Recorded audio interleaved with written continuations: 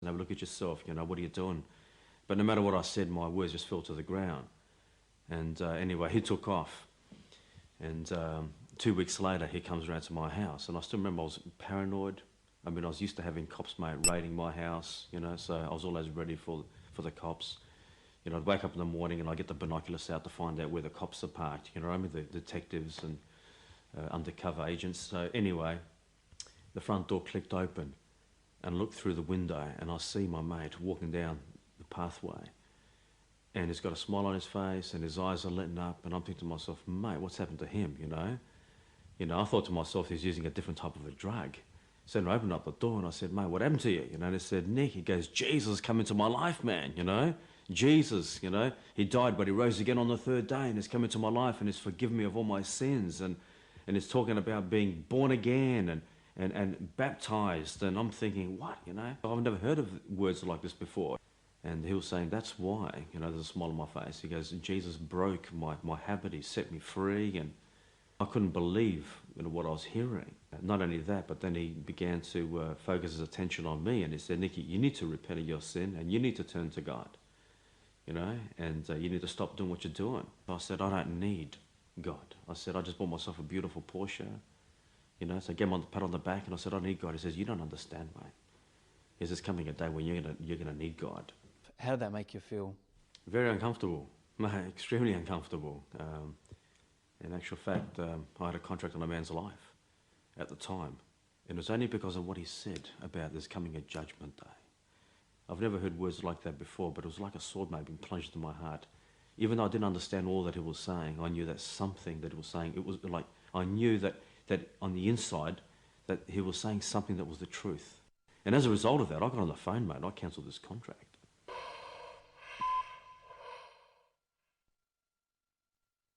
It was only a short while later that my wife actually became a Christian. How did that start to affect you? I guess, in a way, I mean, I said to my wife, I mean, because I was afraid, to be honest with you, I was afraid of the Bible. I did not want to know what the Bible had to say. And I said to my wife, I said, honey, you're a Christian, okay, that's fine. I said, you live your life your way, I live my life my way, and we'll be both happy. You know, so we try to live our lives like that, but my wife will open up the Bible and she'll try to tell me stuff, and I said, look, I don't want to know. But I guess I saw her attitude change.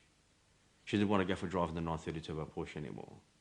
And she would challenge me about my life and the way I'm living my life. He'd pick me up at church in his $120,000 Porsche, and I'd feel embarrassed. You know, there was part of me that was repulsed by that lifestyle. But because I'd read scriptures in Peter that said, you know, submissive wife and stuff like that. I was going to win my husband over with my life. I wasn't going to nag him, and I've never nagged him. I've never been a nagger. I was going to win him over with the love of God, and that was it. She started attending these prayer meetings, and she'll come home, and there I am, I'm carrying away all this money, and, you know, she would see a lot of things, you know. And he'd tell me to count money. There'd be more money than you could lay your eyes on, and I'd say, I don't want to count your money. I'm not going to count your money. You know I don't like counting money. And, you know, he'd have jewellery and he'd say, pick jewellery. He'd have jewellery everywhere, and I'd say, I don't want your jewellery. She'd say, we prayed for you tonight, you know, and I'd get angry, and I'd say, what do you mean you prayed for me? Don't pray for me, pray for yourselves. I don't need your prayers.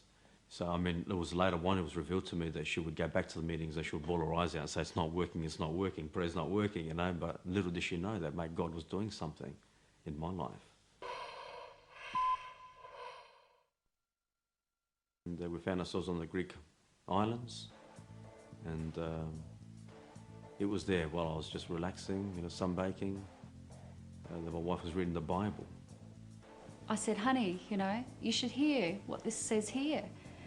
And I guess she got me at the right time. I said, okay, what is it? There was that scripture that said, what shall it profit a man if he gains the whole world and loses his soul? For he who finds his life shall lose his life, and he who loses his life for my sake will find his life. And there I am on the islands of Greece, and again it was like a sword, mate, just been plunged in my heart. And I said, what? I said, how can it be?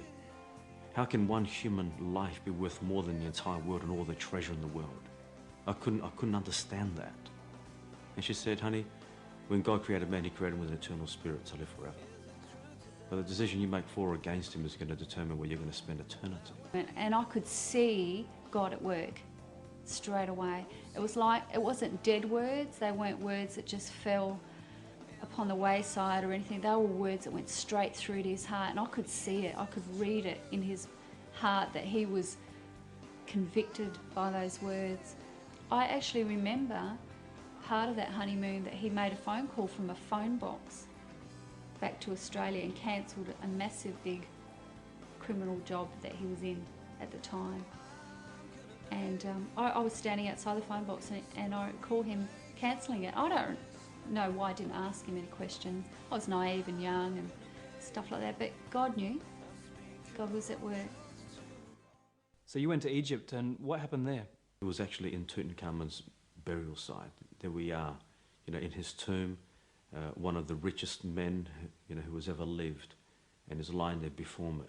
And I remember just looking at all the gold and the treasure and the stuff that were actually stuffed in these tombs. And the tourist guide said that all these pharaohs died with a forethought they're going to be resurrected to a new life. And all their servants, the mummies who were actually, in the tombs with them, were also going to be resurrected to a new life, and they were going to serve these pharaohs forever in their eternal kingdom. And that's why they put all this treasure and stuff in there. And I'm standing and thinking to myself, mate, you've been deceived by what you believe in, right? And it was amazing, because as I was thinking that, it was like God spoke into my heart and said, son, you've been deceived by what you're believing in.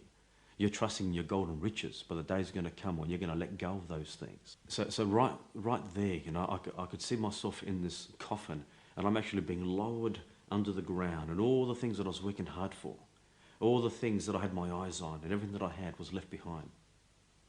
And I was going down. And this big question mark just hanged over my head. Where am I going to spend my eternal destiny? And how could God forgive someone like myself? I've done too many bad things. I was a rebel. I did many bad things, involved in organised crime. How could God possibly forgive someone like myself?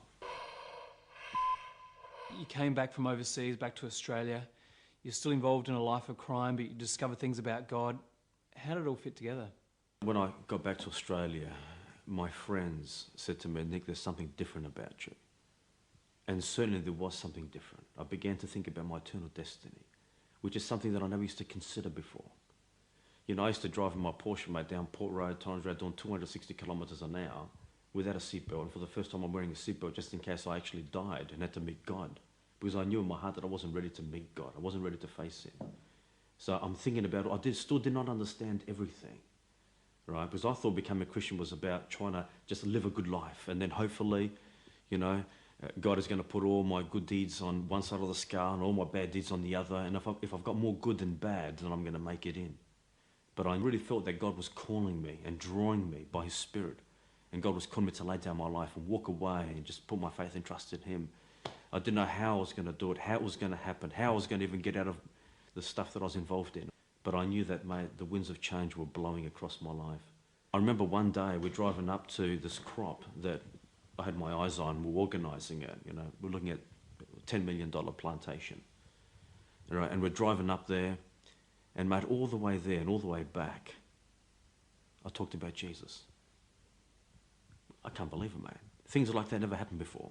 I remember going out with another mate of mine. We would go out, hit the streets in Honey Street, and I would get dressed up, and put on $100,000 worth of gold jewellery, rings on every finger, gold chains around my neck, gold watches, I had a Coke spoon, and I would just dip it into this Coke bag that I'd carry with me, just stick it up my nose, right, and just party, mate. Go to the casino, blow a couple of $1,000, no big deal.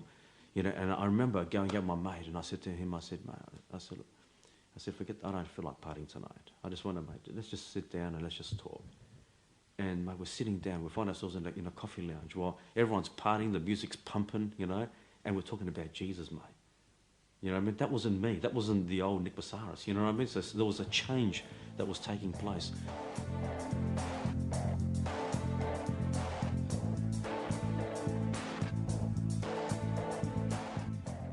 I dragged him to, because I was pregnant, I couldn't drive anymore.